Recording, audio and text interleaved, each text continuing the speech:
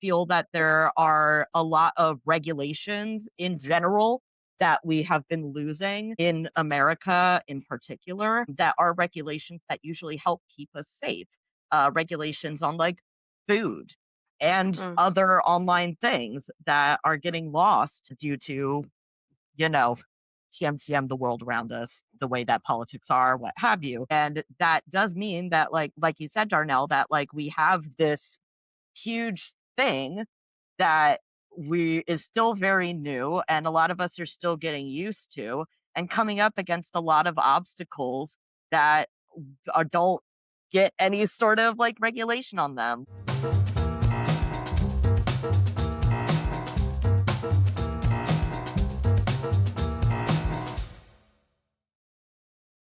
And welcome to the podcast. Welcome back to the podcast. Theater Philadelphia, the podcast. TPTP. Is it sinking in yet? Is it in there? Are you subscribed?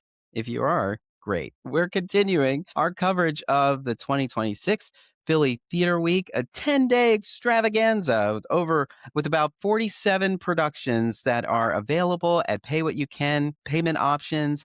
If you're already fans of these productions, just go buy tickets, buy multiple tickets, tell your friends, tell everyone. Philly Theater Week is, as you're listening to this, through May 3rd. It was April 23rd, May 3rd, 10 days of wonderful theater excitement. And so today we are visiting the Bards Theatre Troupe, who's been around for a while, who has an offering in Philly Theater Week called I'm the Real One. And it's about our favorite topic. It's a topic on everyone's minds. It's the most exciting thing, the only thing anyone's ever talking about. Artificial intelligence. So we're here with the makers of I'm the Real One, and we'll give you a chance to introduce yourselves. Let's start with CJ. Great. Hi, my name is CJ Higgins. I use they, he pronouns, and I am the lead artist for I'm the Real One, which for folks not in the devising world basically means that the concept was my idea and, it's just like a level of like overseeing how the idea is implemented without being the director. That's Jay's job. He'll get to that. And I am also the artistic director of the Bards Theatre Troupe, as well as a staff member at Theater Philadelphia. So, I'm now in the guest seat as opposed to being a host on the podcast, which is silly. Great to have you on this side. Yes, yes, yes. I'm Jay Adams. Use I don't know, they, he, she pronouns. It's whatever, really. I'm a multidisciplinary theater artist, and I am the director of I'm the Real One. So I've had the privilege of getting to sort of help guide the devising process, and I don't know, draw a lot of silly promo images mostly. And it's been a I lot. mean, that's an important part. Yes, yes. It's you can know for an absolute fact that in this AI show, none of the materials, including the artwork, are AI generated because that would be Jay making a million billion doodles based on all of the scenes that we're writing and just going, okay, I guess I'm trying this one. All right. So tell us about I'm the Real One. Who The wants to the start? elevator pitch I've been giving is that it is a devised play with music in it. It's a collection of scenes and songs and puppets and live art making that is based on real life stories of the way that the generative AI rollout has impacted real life human beings and the world around us. It's kind Yeah. of Jay, for background, Jay and I back in 2017, along with two of our friends, created another device show called Find Me. That was scenes and songs based on real life Craigslist ads. And a lot of the thought behind that was like, okay, so like, a lot of people post online as a joke, but what would happen if we were to take all of these instances at face value? That whatever somebody was attempting to say or do online was them like legitimately attempting to connect with another person. And I've thought a lot about that show in the context of what the internet looks like today. And the fact that nowadays going online, it is very hard to tell if a post was made by a person at all. And like, is this silly cat video actually a cat or not? And I thought a lot about like what it would even mean to take a post online at face value. So this is sort of a spiritual sequel, though you definitely don't have to have seen Find Me in order to watch this. It's just fun lore. Yeah. What's going on in your mind as you're crafting this story? And did I'm the Real One, did the title come first, or down the road it was like, you know what? I know what this is.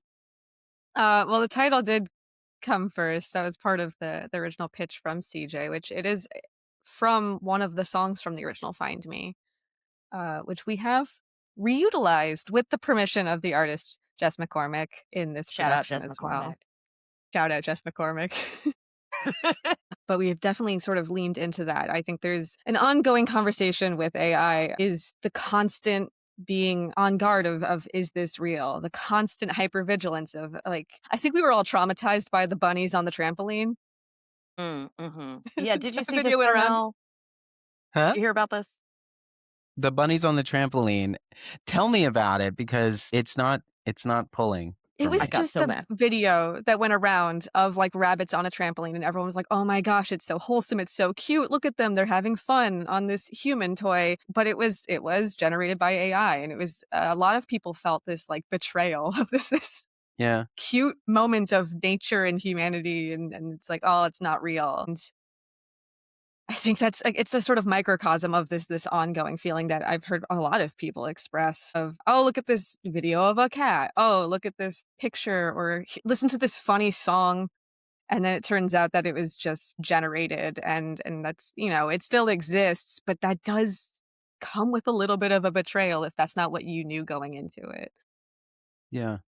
It is interesting, because whenever something new enters into the space, we have justifiable concern, because we're trying to understand, one, do we need this? Why do we need this? Why are you putting all this effort behind it?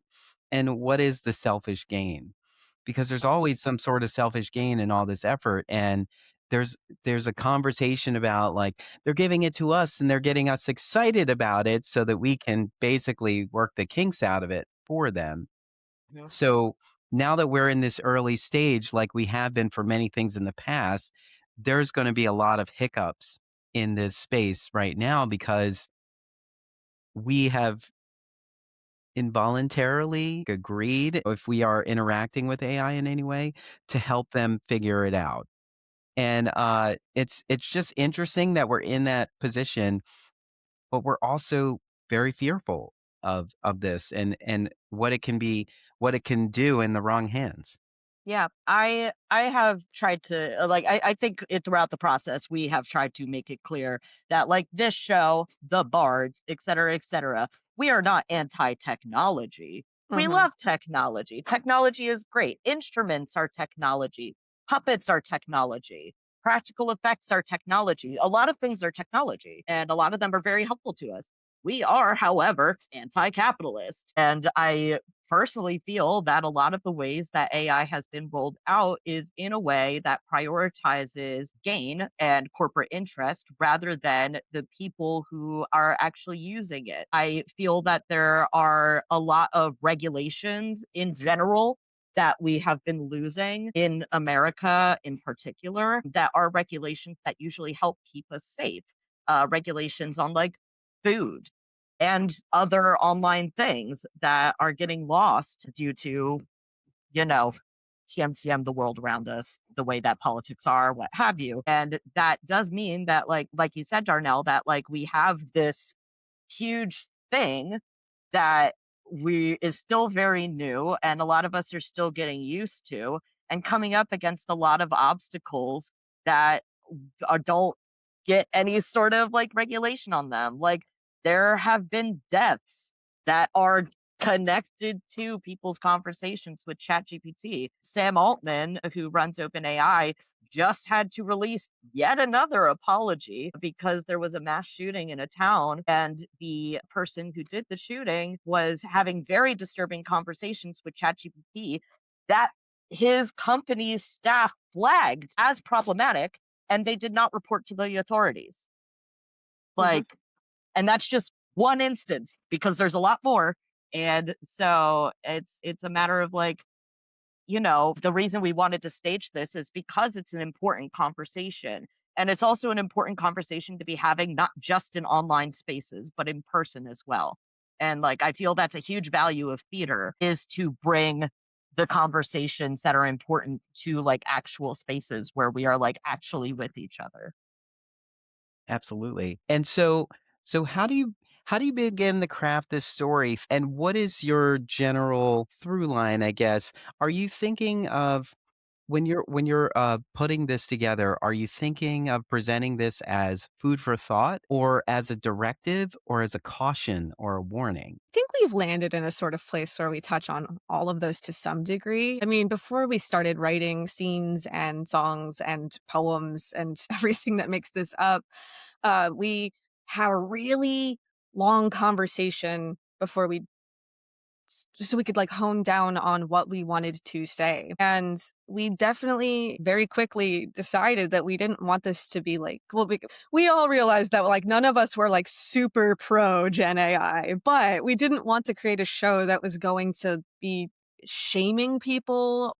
Um, I was very adamant that I didn't want to direct an episode of Black Mirror. Hmm. Hmm. Although they are great episodes. Yes, but I was like, that's Granted. not what we're trying to Yeah, do we'll let them here. handle that. Yeah, we have Black Mirror over there. Yeah, we have Black Mirror at home.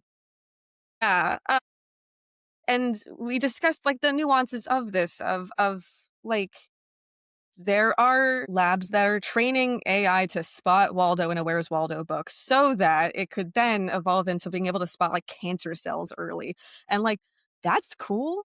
I like that usage, but I mean, Darnell, you're right in that we're sort of having to work out a lot of the kinks for the companies where there's a lot of pitfalls that because we are a culture that thrives on convenience because we have to, because we're so tired and burnt out. It's really easy to fall into those pitfalls. And there's so many of them with this Yeah. technology. So it's sort of a food for thought. It's sort of a warning to sort of consider like we understand why you reach for this band-aid, but think about if it is actually what you need to solve this thing that you're trying to address. And I think ultimately it lands in a place of considering what we actually need and where else you can get that from. Yeah. If I can add on, I think that like the directives that we have in the show are not necessarily simply don't use AI. They're a lot more like, remember what you can do. Like, you can make art, you can solve problems. Like, humans have been doing this for ages and ages. And like, I think that a lot of reasons that people use AI is in part because like they're worried about like, not being perfect at something like art, like, oh, there's so many obstacles to art. A lot of the obstacles are you need to practice and you need Hmm. to risk the fact that you're not going to be very good at first. And it takes being not good for a while in order to get pretty okay. And that requires patience and it requires problem solving and it requires frustrations. But bypassing negative moments and emotions and experiences like that is not the way to like solve those problems. And I'm Hmm. gonna once again go to the anti-capitalist thing because there is a reason that you are too exhausted to pick up new hobbies. There is Hmm. a reason that you're too exhausted to solve the problem yourself. And it is because we are overworked and Very experiencing a true. million traumas every day. And everybody is not of the mindset of exploring a new piece of technology or a new workflow and saying like, "Oh, I could see a use case where this makes the most sense." Instead, they'll just completely rely on it. Hmm. Mhm. And often the people who are the most resistant to it become the most reliable relying on it on a product at first. This kind of reminds me of the internet's purpose versus its use. Mm. And sort of the same for AI, depending on where you are in the world. I think over here we're pretty comfortable saying that the internet is broken, even though we find a lot of value in the internet, in terms of like our ability to connect to people, getting information out, finding information. Some people can't drive without the capabilities of these maps who can direct you and, wave you around traffic and things like that. But I'm wondering if AI is going, in your opinion, just in the work that you've done around this story, do you think that at some point AI is going to feel the way the internet feels, where it is deeply problematic, but perhaps we've tapped into a bunch of use cases that work? And there's no wrong answer. I'm Yeah, no, just saying, like, yeah, totally. Yeah. we are seeing trends. And so is this one of those trends, or is this something that perhaps we need to pay closer attention to? I think it is partially a trend in that it is being pushed so heavily by the companies that are currently selling it. I think there are use cases personally, because I mean, like, yeah, like medical, scientific, absolutely. I am concerned about the prolific use of it for everything. Yes.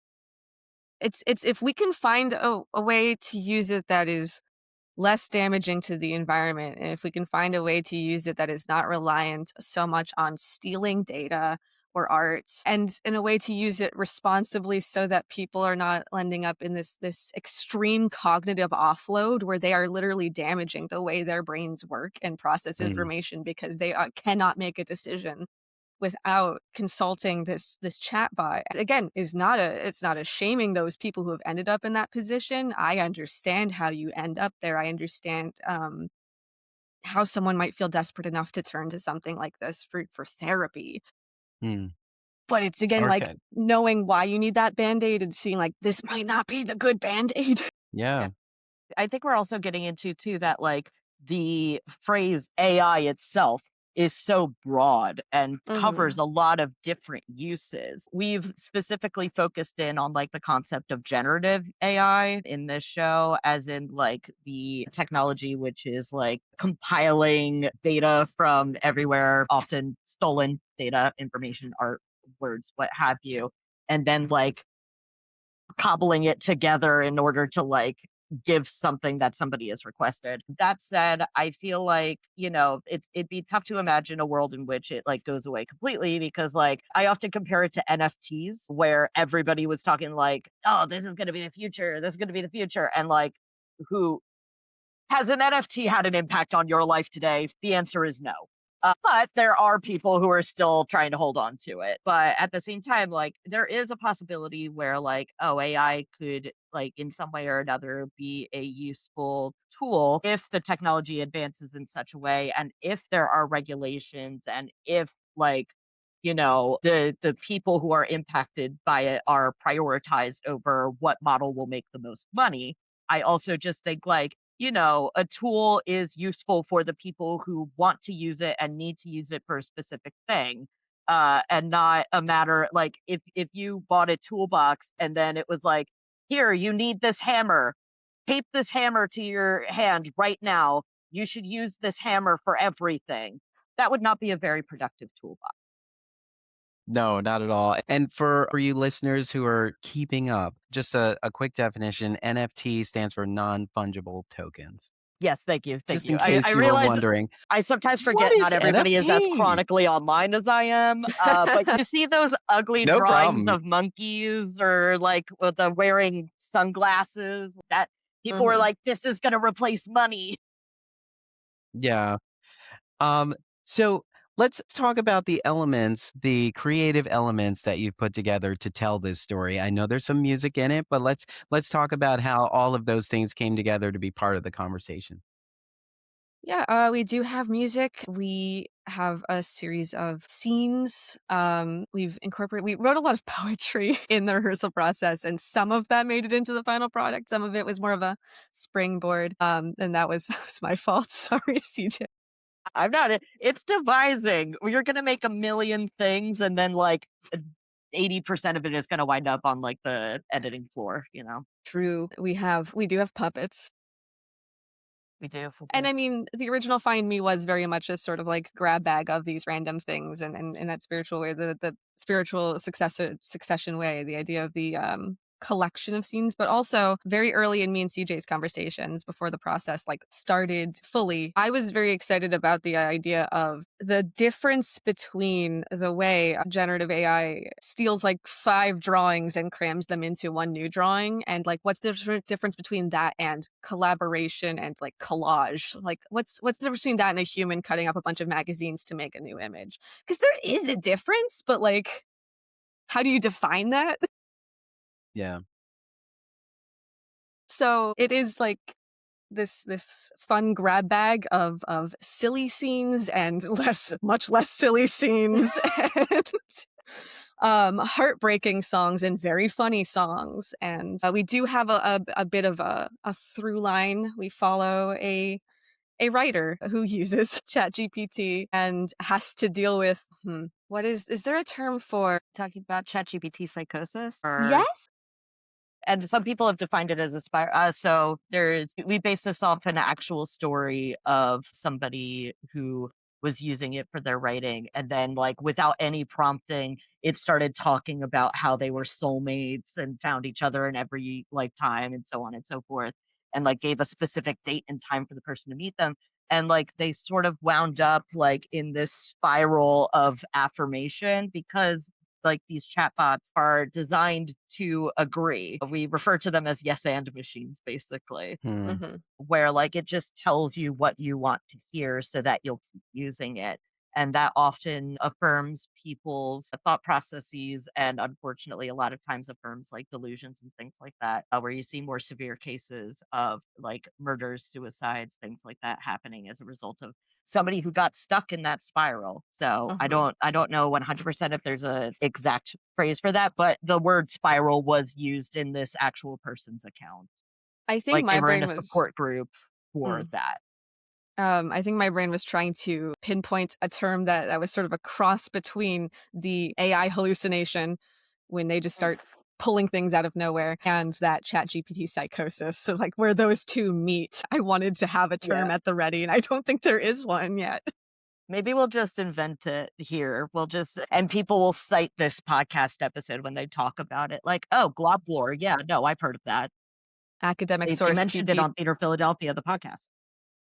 Yes. Well, in this time frame over the weekend, I think the series last week tonight with John Oliver had their main segment was on AI chatbots. Mm. And they did tell a story. I forget the term too. It is something to do with the spiral in it. I'm gonna have to drop it into show notes when I find it. Yes, please. But they had told a story about someone who was using one of these bots and was asking it a bunch of questions that were mathematical and like problem solving, and then ultimately the AI had prompted the user to say that I think you've created a new form of math, and Mm. was very convinced that like the way these questions had been thrown at the bot, that they had created something new, and totally convinced, well, was trying to convince the user that there is something indeed correct about this. And so cross-referenced this with another AI engine to see what it came up with, and they were essentially bickering back and forth at each AI bot. Like one AI bot was like, don't believe them, they're a liar. The other one's like, and it's just so interesting how it's like, I know where you got that from, that's not true, this is not. But it's interesting how when you feed them all that information, and we've seen those stories play out in any kind of futuristic TV show or animated series or something, where they have, this is how you just overload the computer.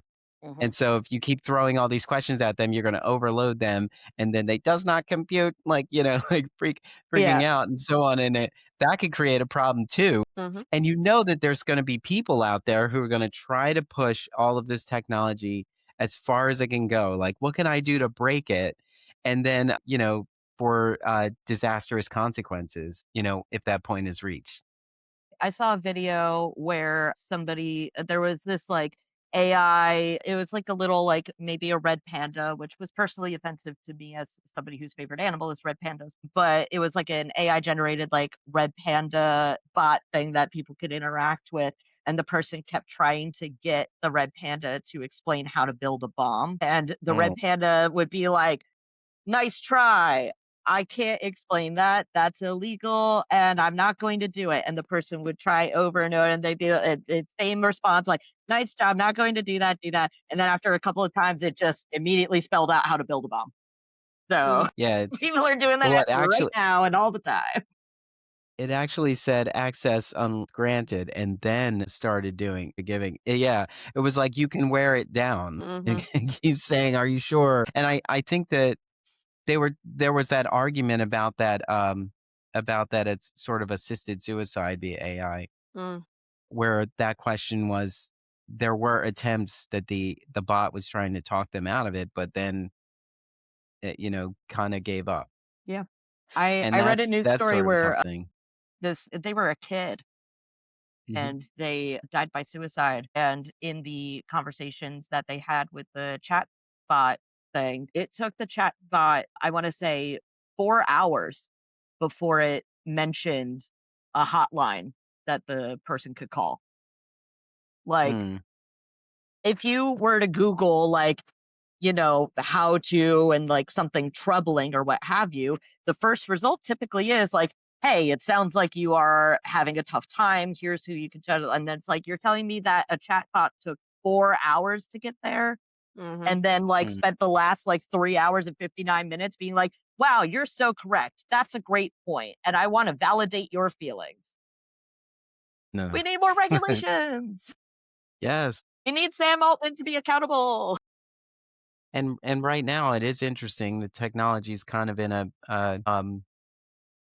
in this unregulated space because we don't know enough about this to have regulations on it. And there's been the longest argument in technology about whether it's a commodity or not. There was a whole thing about internet. Should internet be handled the way electric and gas are handled because of how they benefit society and so on. 5 years from now, what do you I don't know. The question that I'm trying to ask, what do you think AI will be up to in 5 years? Or, like, what do you fear that AI will have done, to society in 5 years if we're not paying attention?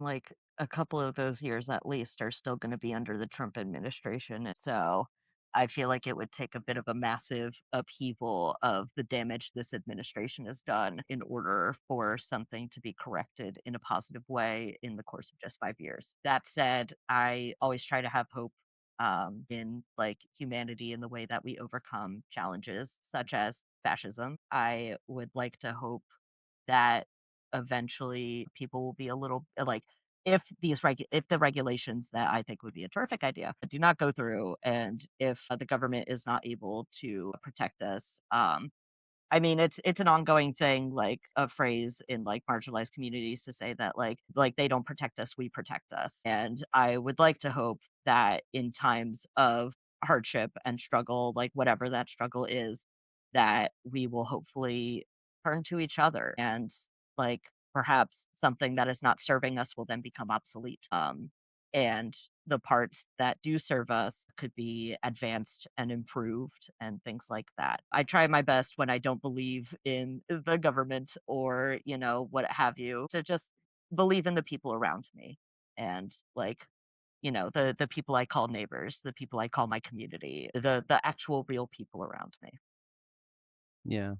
I know it's hard for we hear complaints from all kinds of sides, concerns that come up and they get louder and louder. And sometimes you're hearing like, well, there's a lot of people talking about this. Perhaps this is something I should be paying more attention to.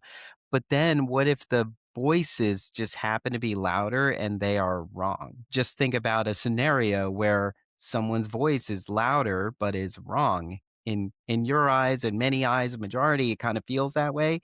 So it's hard to say, everyone's speaking so loudly about this, I need to pay attention to it, or it's hard for people to figure out if is this the right thread to follow, or should I just kind of keep my eyes and ears open about all of this? I think that's what makes it all such a challenge.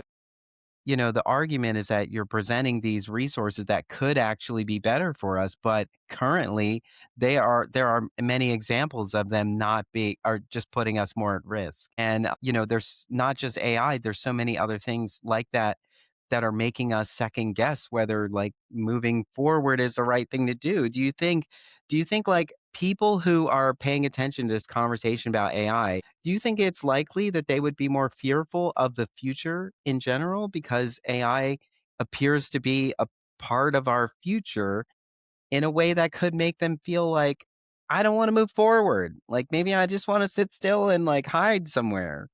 I know it's kind of dystopian, but like, what do you think? think I think there's certainly some people who might be like wanting to avoid any of it so much where it's like, I don't know, becoming a hermit in the woods could become a more appealing option. It is hard to reckon with. It's there's a lot of nuance there, and nuance is hard, and it's not a lot of easy answers. So I do think that a lot of people can get easily overwhelmed by the conversation and by thinking about what any of this means, even in the present, let alone the future. So I think it's really easy for a lot of people to just be like, I'm not gonna think about that. Hmm. Which I get, and I think we all get to have a moment of that, like, in a day maybe, but, like, it can't be where we are all the time. We can't avoid thinking about where our path is headed, Hmm. and where we want it to head. Yeah. I think that's why I brought it up because there is this sort of fatigue now of all the things that we need to be aware of. And sometimes people just feel like I'm just going to check out of this, or you end up being a generation that doesn't embrace any of this. And then, is there going to be a time where we're looking at people who are our age now and, we're, 30 years down the road and they're calling us, the equivalent of a boomer, or saying something because we're like reluctant to move forward with technology that perhaps a generation who's growing up with this is feeling more confident about this. Like there was a conversation at a reading, most recently where one of the guests in the audience spoke up and talked about how they have sort of a relationship with a chatbot who is like sort of guiding them through their day and giving them sort of feedback and gassing them up and so on. And it's like this companion. And that person seemed to find value in it. But I was thinking like, what? You're what? Go knock on your neighbor's door and ask you to talk to them, Yeah. something. But it's just interesting. Some people feel like the world is broken because we tend to use language that is far more extreme than what is currently going on. And it causes people to sort of shut down and Yeah. pull away from that. So there's always like an interesting thought here. I think there's going to be so much curiosity, especially in the creative space, in terms of storytelling around AI. Like, are there benefits? What are the negatives? Let's create a world where it exists but there's still resistance. Let's create a world where there was all resistance. And then, there's many things out there right now that are really having this conversation. And I think, whether AI progresses to be like the norm for us all, it's definitely going to kind of live rent free in our heads for a minute. Mm. Sure, yeah. I've seen a couple of different stories of parents of kids noting that their kids have started using to say like, "Oh, that's AI," as slang Mm. for that is fake, that is Mm. incorrect, that is Really? cringe. Mhm. So Wow. I have a level of I believe children of the future here. Hmm. Yes. Yeah, you do see a lot of kids utilizing this because, it is a tool that is accessible to them and children are curious about the world. But I think kids can kind of sniff out the BS sometimes a little better than adults can Hmm. and do a better job sometimes of calling it out and calling what they see. And at the Yeah. end of the day, the customer is always right in matters of taste.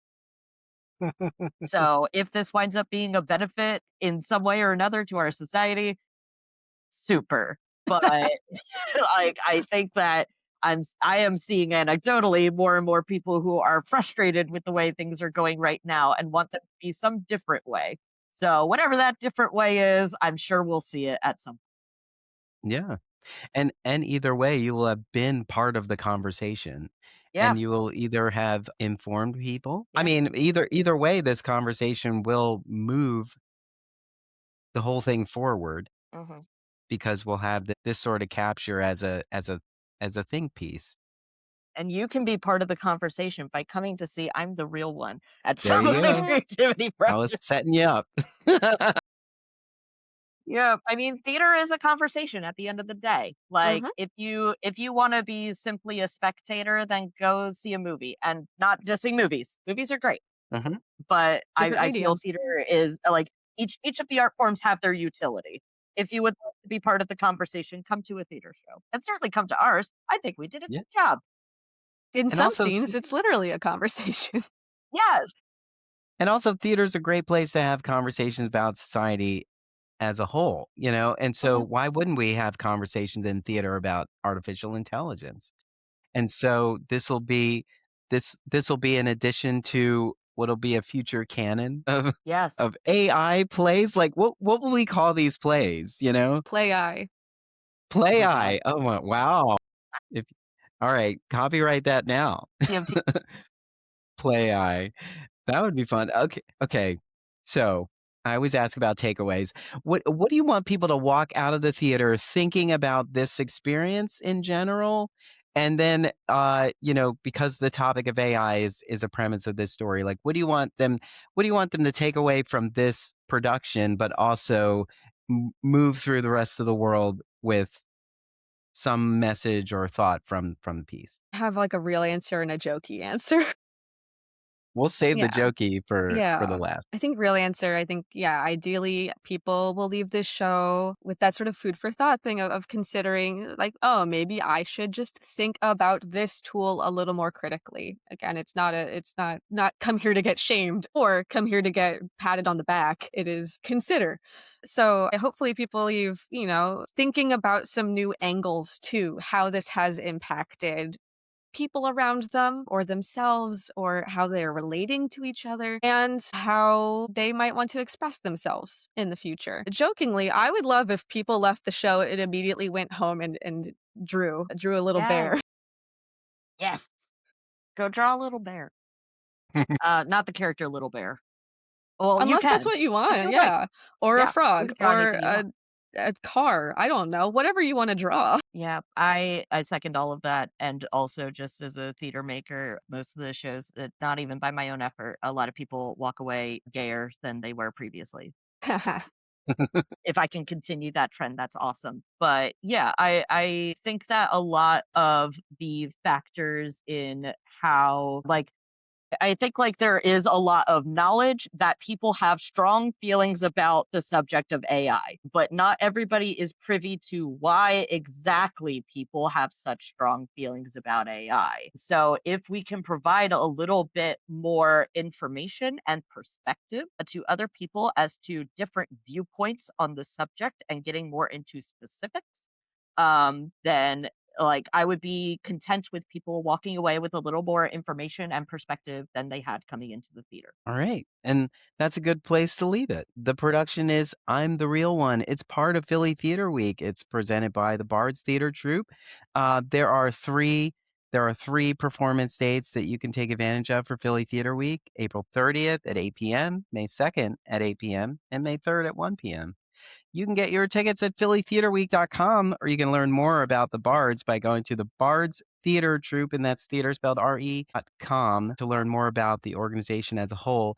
And the one question I've been asking, and I forgot to ask, is this piece a great example or a prime example, clear example of what we can expect from the Bards Theatre Troupe? As the artistic director of the Bards Theatre Troupe, I would say yes, in that it is very anti-capitalist, much like us, and a reason that we participate in Philly Theater Week. We've participated every year of Philly Theater Week, even before I became a staff member at Theater Philadelphia, because we have a pay what you can model just already.